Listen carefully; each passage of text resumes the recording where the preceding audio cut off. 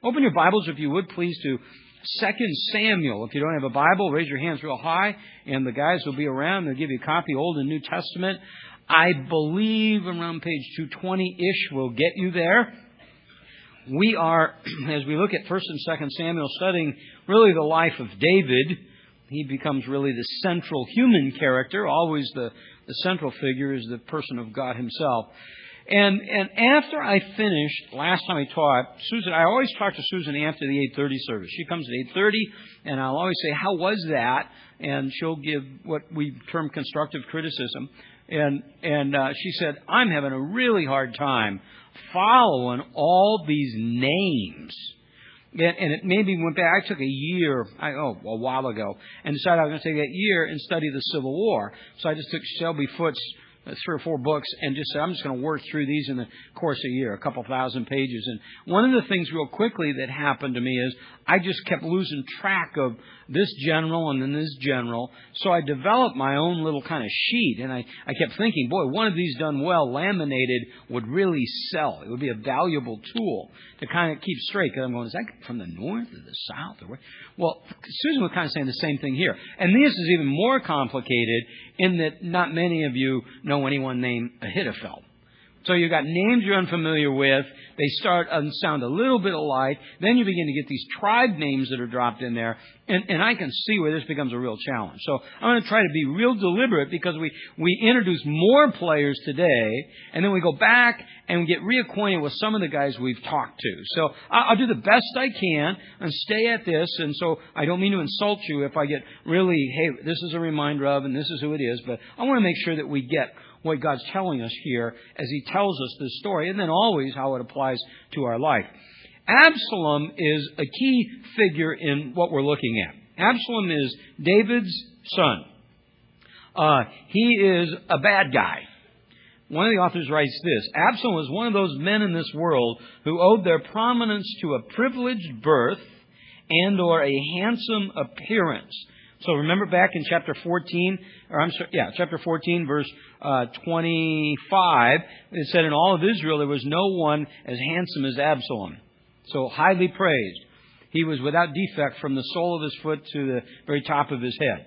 So he's got this proper resume, and he's got this handsome look, and this together gives him this great advantage. The author continues, he squandered this advantage through a mixture of small-mindedness, limited abilities, and sheer vanity. He is one of those whose position and ambition placed him where he could bring misery, not merely to himself, but to untold thousands, even to a whole nation. Throughout the whole of Scripture record of Absalom's life, there is a decided air of inevitable disaster. And that's indeed who he is. He seems to be void of any sort of morality or ethic. When we started verse 15, and I made this point last time, and I'm going to take responsibility for it. Apparently I didn't make it very clearly, or I made it too clearly. In my mind, misunderstood. I was not trying to equate Absalom to any specific person. Now the words that I use could certainly do that. But more to a politician or to what a leader will do. So Absalom appeals to the nation of Israel. And again, I apologize for this, but it's what he does by saying, we're going to bring you hope and change. I'm going to bring you this new way. The king, he won't listen to you, but I'll listen to you. And again, that's just not President Obama, although certainly that was an appeal that he made. It's what all politicians do. They play off people, and it's built on that. It's never status quo. That's why Calvin Coolidge is a hero of mine.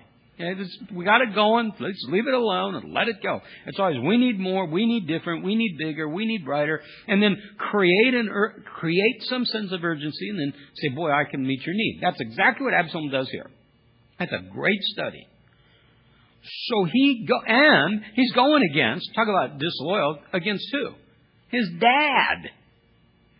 He usurps his dad's position. So much so that in 2 Samuel chapter 15, verse 6, Absalom stole the hearts of the men of Israel. So you're going to see that phrase of Israel or the men of Israel as it applies in our study. This part of it is speaking to those guys who are following Absalom. Word of this comes to David in verse 13. We're still in chapter 15. And simply the messenger says this: the hearts of the men of Israel are with Absalom. The polls are in. Your approval ratings are down. They're at an all-time low. And Absalom is the man. David has what to me seems like a strange response. He says, perfect. You can have it. I'm going to leave. Verse 14, arise and let us flee. Because Absalom will probably kill us all. This is his son he's talking about. So he leaves behind some concubines and away he goes. There is this remnant that goes with him, including Ittai. We meet him in verse 19. The king says to Ittai, wait a minute, are you going to go with me too? You're from a foreign land. And then he says in verse 20, and you've been here like, what, a day? You're going to risk everything and you've been here this short period of time? And Ittai says, wait a minute, my Lord, capital L, God, he said, my Lord lives. And as my Lord the king, that's you, David, lives, surely wherever my Lord the king may be, whether it's life or death, I'll go there too. So off they go. David in exile. David is overwhelmed. He weeps for the city. And he prays in verse 31. He introduces us to a guy by the name of Ahithophel. Ahithophel is a highly respected man in the nation of Israel. We're going to see that when he gave counsel, in fact, if you turn ahead to chapter 16, verse 23, that Ahithophel's advice that he gave in those days was as if one were acquiring of the word of the Lord. So was all the advice of Ahithophel regarding both David and Absalom. This guy's spot on, highly respected, and the word comes to David that he is now acting as a counselor to Absalom. So David offers this simple prayer in verse 31. O Lord, I pray that you make the counsel of Ahithophel foolish. God, you intervene. This guy whose word has been absolutely solid, you intervene and turn it into confusion. In verse 32, a guy by the name of Hushai approaches David and says, I want to go with you. And David tells him in verse 33, you'd be a burden to me. Don't exactly know why. Just know that you would be. Don't know if he's too old. Don't know if they have... Who knows? Doesn't matter. I don't know that he matters. But you'd be a burden to me. But you can help me. You go back to the city. You endear yourself to Absalom. And then what you do is create this network, kind of a combination of the CIA and the FBI and the intelligence. And then you give me reports of what's going on in the city. So back he goes, verse 15 of chapter 16. Absalom gathers all the people together, and Hushai comes. And he's a friend of David. And he says, long live the king, long live the king. And Absalom goes, wait a minute. I thought you were with David. What are you doing over here? And Hushai says, no, not now, man. I was over there, but I'm here to serve you now. I'll serve. I was serving your father. I'll now serve you. So Absalom, the bobber goes under. He takes the bait here. And Absalom says to Ahithophel, verse 20, give me your advice. What should I do? So here comes the guy who's been rock solid, whose advice is as though it were from the Lord himself. And Absalom says, come in here and tell me what to do. Ahithophel says, I got two things that you need to do. Verse 21, and this is where we left off last time. Take the concubines that David left behind and take them for yourself. And then everybody in the land will hear that you have made yourself, here's the word he uses, odious to your father. And the hands of all who are with you will be also strengthened. What this will do is to declare to everybody that there's an irreconcilable difference between you and your dad, that the division is clear, that they don't need to worry about your dad coming back to power. You're the guy. So do that. Well, Absalom doesn't just do that. He puts a tent on top of the palace. So that everybody everywhere knows. He's embarrassed and insulted David. Ahithophel says in chapter 17, now do this, let me choose 12,000 men that I may arise and pursue David tonight. I'll come upon him while he's weary, exhausted, and terrified, so that all the people who are with him will flee. And then I will strike down the king alone. He said, here's the second thing you need to do. Give me a group of 12,000 guys. David's tired. David's weary. He's defeated. These men are demoralized. They're discouraged. They don't understand what they're doing. They've left the palace. Let's strike now. We can get him now. Don't take a breath. Don't give him rest.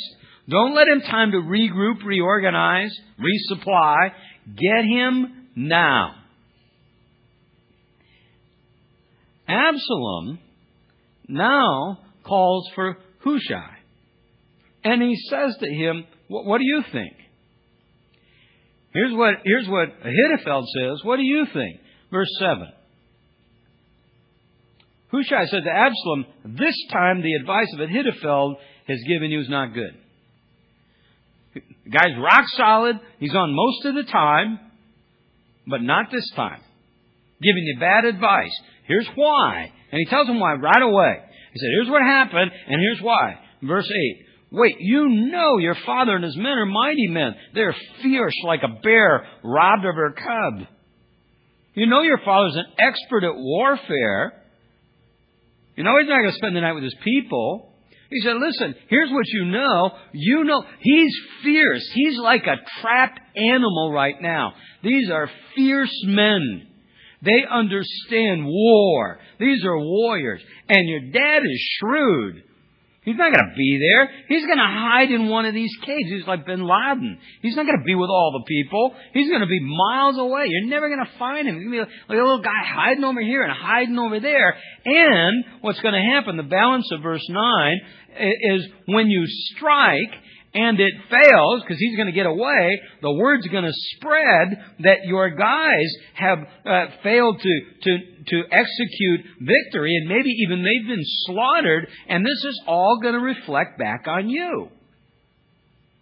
Isn't that interesting? He says, in verse 10, even the most valiant of them are going to lose courage in this. They're going to lose faith in you. They're not going to be able to fight anymore. But here's what you ought to do. I counsel that all of Israel be surely gathered to you from Dan even to Beersheba, as the sand is in the sea in abundance, that you, and you might circle, underline, mark, personally go into battle, so that we shall come to him in one of the places where he can be found. And we will fall on him as dew on the ground, and of him and of all his men who left him, none of them will be left. Ahithophel says, I'll go get David. And Hushai says, no. He said, don't let him do that. Think of what an emotional, empowering moment this is. You go. You lead. You be the one. He appeals to his ego, right? He appeals to his vanity. You be the one. You can almost hear it. They'll be playing the music. The battle will be going. And we're not going to just kill David, like Ahithophel said. We're going to get David and all of his men. And you are the conquering heroes. This is what legends are made of. You're the man. You're the one. Oh, Absalom, you're the man. You're the hero. You're the warrior. And the bobber goes boom. And Absalom, verse 14, said to all the men, the counsel of Hushai is better than the counsel of Ahithophel.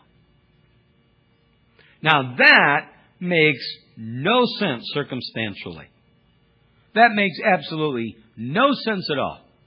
There is no reason why this guy, who he's already suspicious of to begin with, would now take advice that's directly contrary to the advice of the proven commodity Ahithophel, is it?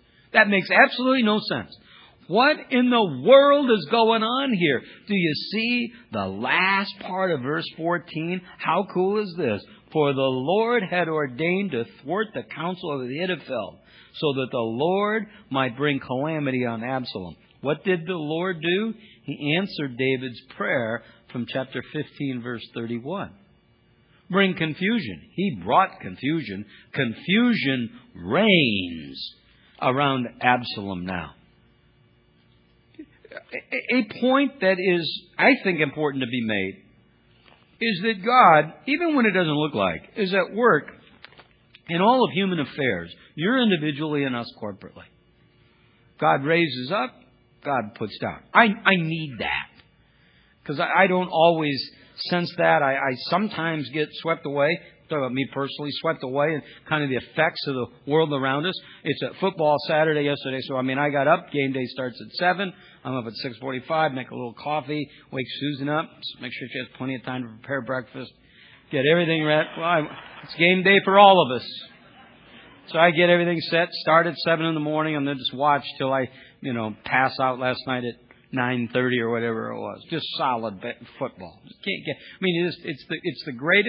It's the greatest thing in the world, college football. There's nothing that even remotely sniffs it.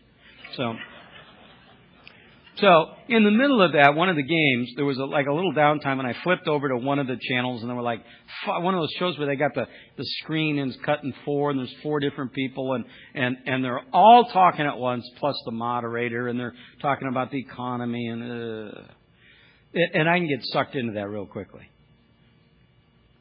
And I thought, how good and cool for me that I'm teaching this very passage right now.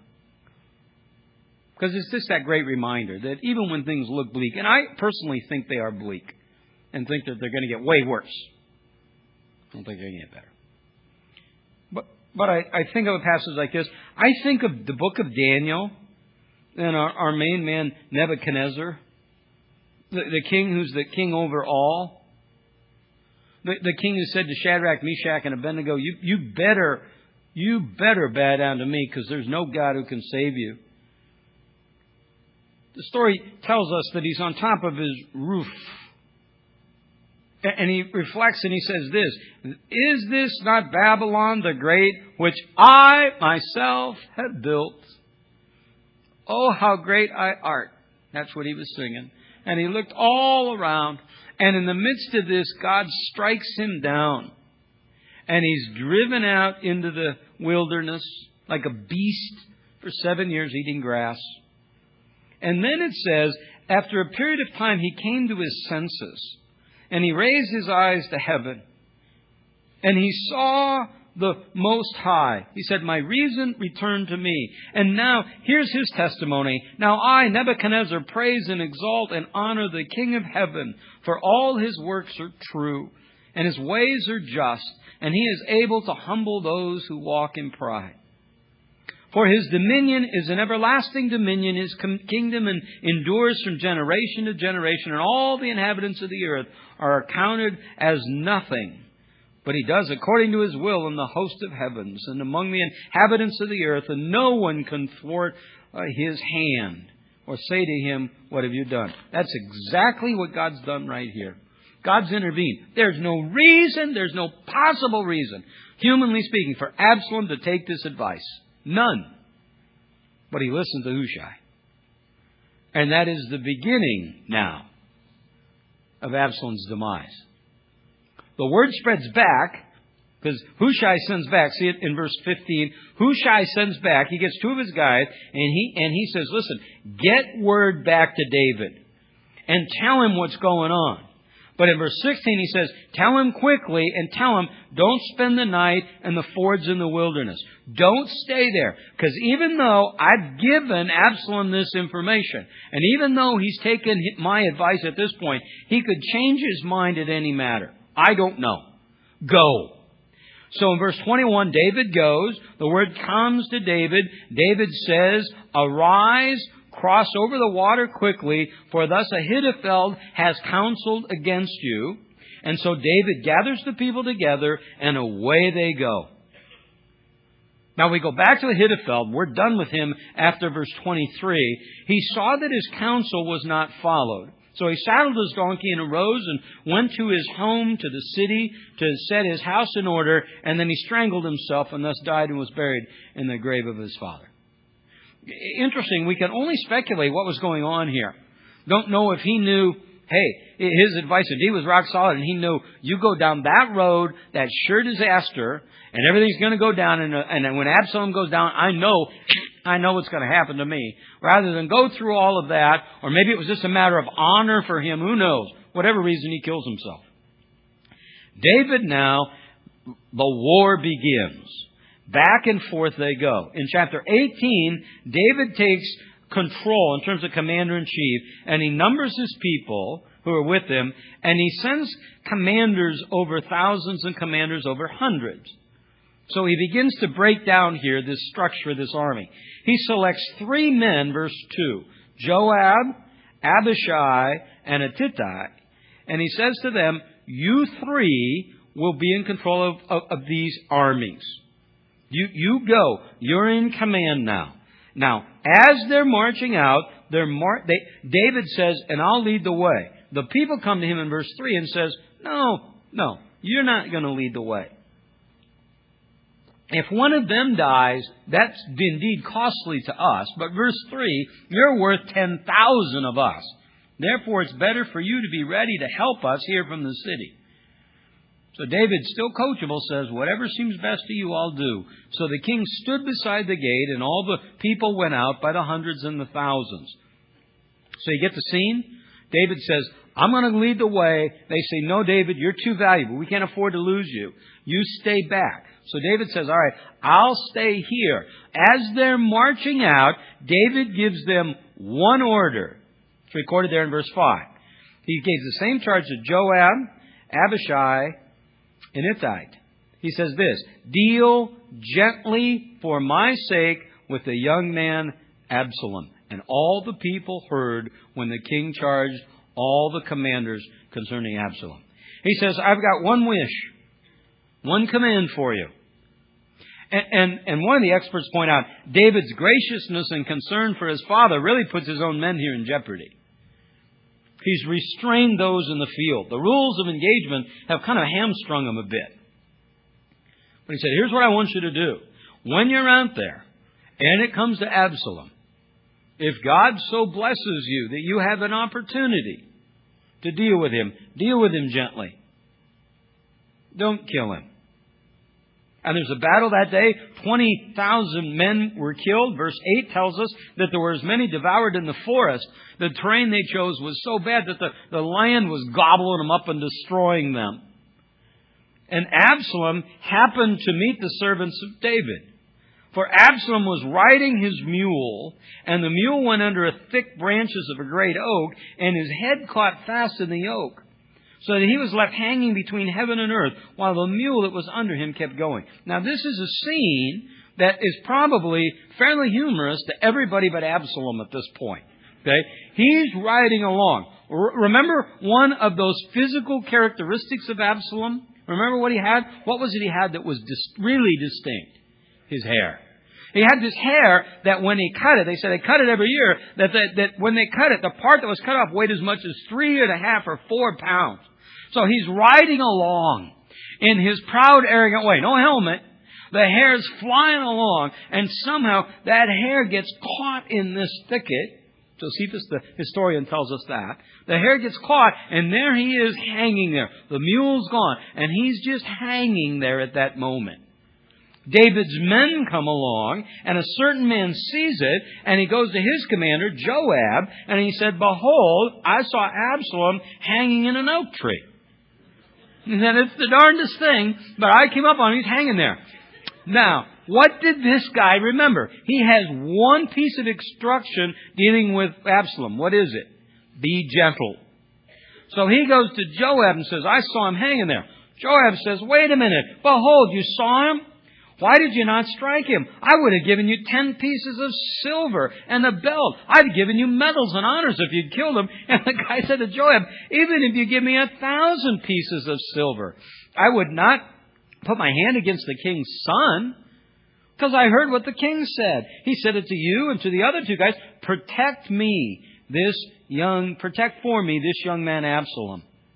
He said, if I'd have done this, verse 13, I'd have been dealt with treacherously against my life, and there's nothing hidden from the king. For sure David would have found out, and then you yourself would have stood aloof.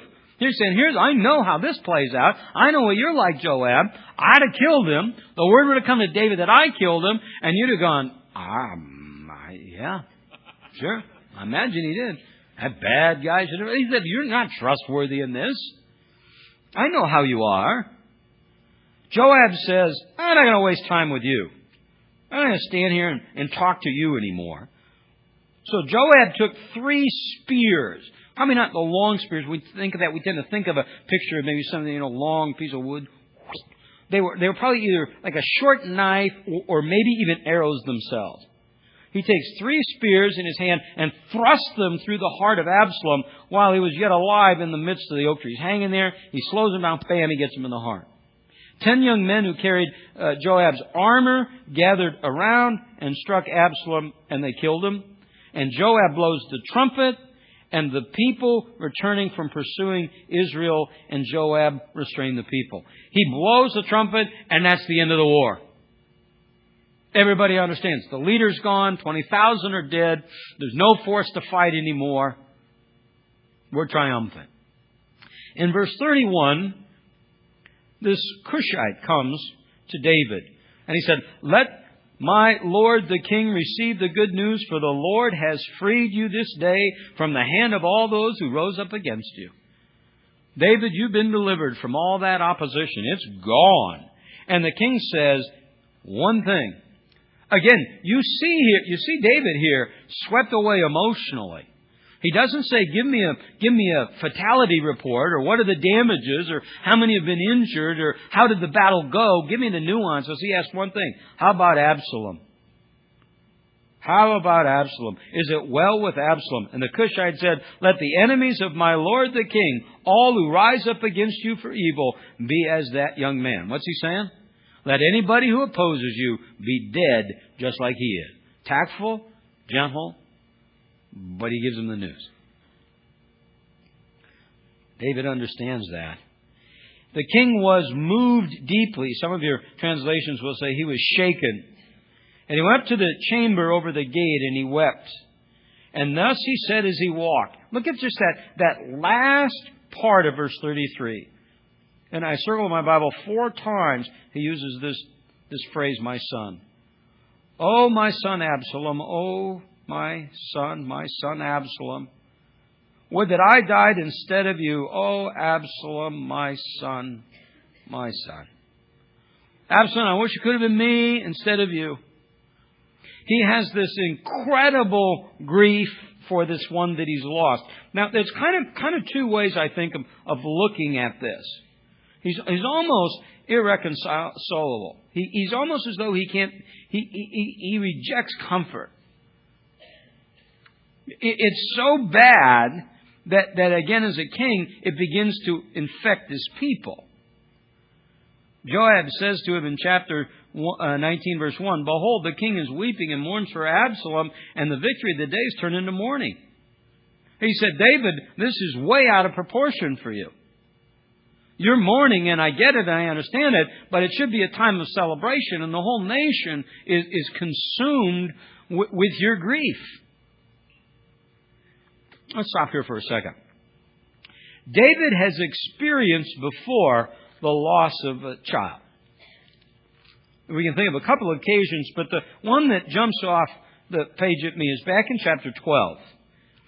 When as part of the consequence of his sin, God said, that last child, that one born of you and Bathsheba, that child shall die.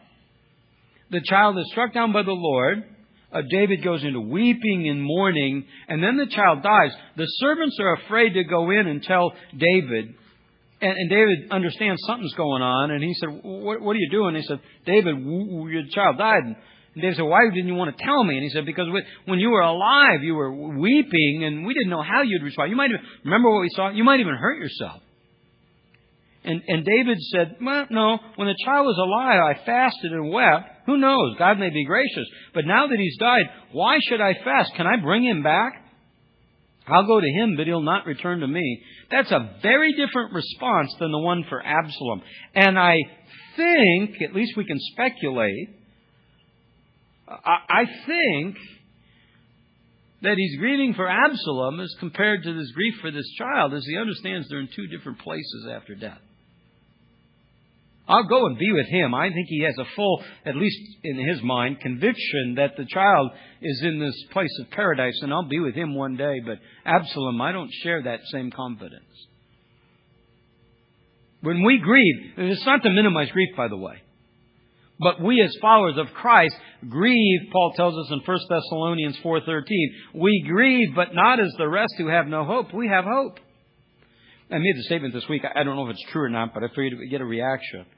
That the most joyous occasion in our life could be standing at the grave of someone who we love, who we know was a follower of Christ, who's died. Now that I understand that's not to minimize it at all. But inside there's a joy that takes place because we understand absent from the body is present with the Lord. But David, and it could even be two things. David, with his understanding, or at least this sense that this child, it will not be in the presence of the Lord, one. And two, maybe this sense of extraordinary guilt. Maybe appropriate guilt, maybe false guilt. I don't know. I remember Larry telling me of a young man that came to him and was talking about his father. And he said, my dad was one of those really great guys. My dad taught me to hunt, taught me to fish, and he taught me how to play ball. He taught me the importance of an education. He taught me how to work. He provided for me all sorts of things. But he said, Larry never took me to church. But he said, you could tell church was not really the priority. We did it around other things. But he said, he did all those things. My dad never once told me that I needed to have a personal relationship with Jesus. Not once did my father tell me that. And I just came to realize that just a few weeks ago, this man said to Larry, and I've determined many things, but one of them is this: I will never shirk my responsibility as a father from telling my children about Christ. No, that could all be playing there. Boy, David is swept away. I mean, just read those words again. They're so sad. Oh, my son Absalom, my son Absalom, would that I had died instead of you. Oh, Absalom, my son, my son. You really get the grief. And it goes on for a period of time. So as I said, Joab then comes to him and confronts him in this. Not an easy thing to do, by the way. One of the authors writes this, and I think it's pretty good advice. Because Joab's going to come and he's going to say, listen, I understand that Absalom's dead, but you're the king, man. And this should be a moment of celebration. Instead, in verse 3, the people are coming quietly by stealth back into the city as people who are humiliated. They're coming back. Let me just take a little liberty here. They're coming back not as soldiers from Iraq that are celebrated, but like soldiers from Vietnam who were humiliated and spit on. Very different. I remember when the soldiers from Vietnam were coming back, and I'd be in the airport. I remember that when you saw a guy in a uniform, very different than now. You get somebody that calls in a talk show, and they'll say, I served for 4 years in Iraq. The first thing the host says is what? Thank you for your service. That wasn't happening in the late 60s and early 70s. And Joab says, David, these guys are sliding into town. They're victors. They're sliding into town. What are you doing, David? One of the commentators writes this: when you find yourself immersed in sadness and trouble, bereavement, be thankful for cool heads around you who are able to give you wise counsel that you find so difficult to grapple with in the storm of your emotional trauma. You'll probably say to your counselor, oh, that's easy for you to say. You're not going through what I'm facing. The truth is that it's not always so easy for the counselor, because the particular difficulty he has had to face is that of saying the hard things to you who need to hear it when he knows you want to hear something else. Joab could understand a father's sorrow, but he also understood the necessity of proportion, at least of statecraft. He said, David, you're a man here. You have a responsibility. And David gets it. David covers his face. Oh, my son Absalom. Oh, Absalom, my son. And Joab comes into him and says, listen, today you've covered with shame the faces of all your servants. You're just pulling these guys down and down and down and down. You're shirking your responsibilities. So finally David gets it. Joab says, verse 7, now therefore arise and go and speak kindly to your servants, for I swear by the Lord that if you do not go out, surely not a man will pass the night with you, and this will be worse than the plan of all of the evil that's come upon you from your youth till now. David, you need to move. Because in a vacuum of leadership, something's going to happen. And David moves. And all the men, verse 8, of Israel flee to their own town. Now understand what's happening. David now is about to take command. We're going to see as we get at this next time that David goes to Judah. He goes to his people. And that begins the process of him of reclaiming the nation. But in his absence, look at this now. In his absence, there is, verse 9, quarreling. There's quarreling and bickering and arguing. There's division. People begin to pursue their own agendas. Let me make a point here. When there is not leadership in an organization, institution, the people will begin to devour themselves. That's true of a government if it's not serving correctly. That's true in a business. If the leader is weak, all of a sudden they'll be undermined. That's true in the home. If there's not leadership in the home, there's confusion in the home. I was talking to somebody the other day, I can't remember who it was, who had visited their sister or something, and the child they had was like 5 or 6, was hitting the mom. Are you kidding me? See, if there's no boundary, we crave boundaries, though we push against them, don't we? They've done study after study after study among kids, and they've said, listen, here's one of the things children really need. They need boundaries. If you put them out in a field with a fence around them, they'll play all over within that fence. You take that fence away, and rather than run free, they kind of hand together. They want freedom in this. They want to be controlled, protected. But then after a while, they'll run away. You need those boundaries. They didn't give them. Away they go. And what happens is, now, David begins to move into action. He has 2 guys, Zadok and Abiathar. And he takes those guys and he's going to deliver the message to them. And that's where we'll pick up next time. Let me make this point. I thought it was interesting. Because the same thing, by the way, that same absence is always going to create an opportunity for somebody to come in and to take people away. That's what happens, by the way, in chapter 20, verse 1. A worthless fellow happened to be there whose name was Sheba, and he takes control of the people. There's still the bickering and arguing going on, and he emerges. Many of the commentators, as they're dealing with this passage, offer for us at least the idea, and I'm not going to camp there, but I will share it with you, that this is a picture, when we get to the New Testament, of Jesus as well. So here's the nation of Israel who needs a king, and David's waiting to be recognized as a king, and he will emerge again as the king.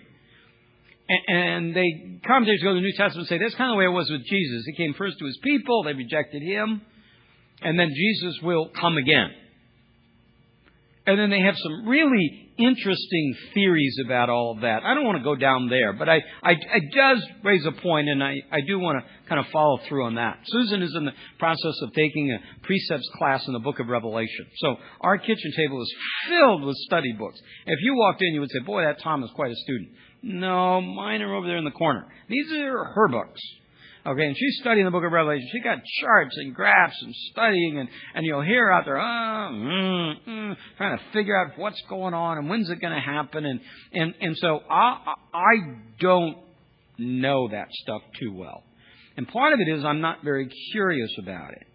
Though I became a Christian when Hal Lindsey was going full bore with the late great Planet Earth, and that was a real hot topic. So I mean, it was. I think he sold like 20 million copies of that book. So here's what I know. Here's what I do know. I'll give you what I do know. I do know that Jesus said, "No one knows the day or the hour." So I really quickly concluded, I'm never going to figure out what? The day or the hour.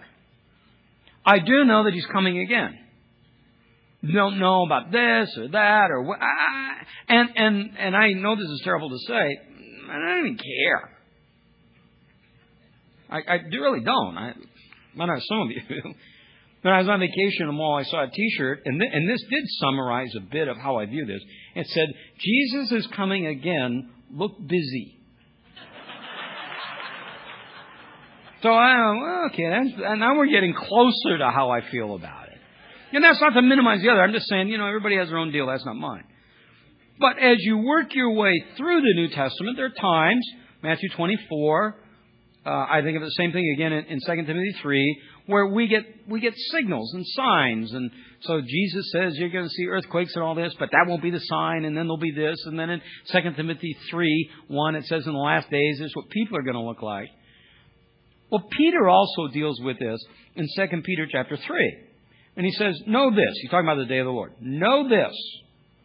Know this, first of all, that in the last days mockers will come with their mocking, following their own lusts. So that ties right into 2 Timothy 3, lovers of self, lovers of money. And they're going to say, where is the promise of His coming? For ever since the fathers fell asleep, all continues just as it was before creation. They're going to say, wait a minute, I thought He was coming again. But everything's going on just like it was. And it's been, 2,000 years? Well, Peter goes, after this, he goes, well, don't let this one fact escape you, beloved, that with the Lord, a day is as 1,000 years, 1,000 years is a day. The Lord is not slow about His promises, as some count slowness, but He's patient toward you. He said, you were going, when's He coming back? It's been thousands of years. I go, He's only been gone 2 days. It hasn't been that long in His time frame, in His calendar. But even then, I'm sorry, even for me. Here's what I want to know. What do I do? Well, the T-shirt's not bad. But the day of the Lord will come like a thief, in which heaven will pass away with a roar, and the elements will be destroyed with intense heat, and the earth and its works will be burnt up. Since all these things are to be destroyed in this way, what sort of people ought you be?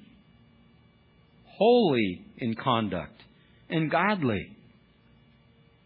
That's how we're supposed to live. According to the promise, we look for a new heaven and a new earth.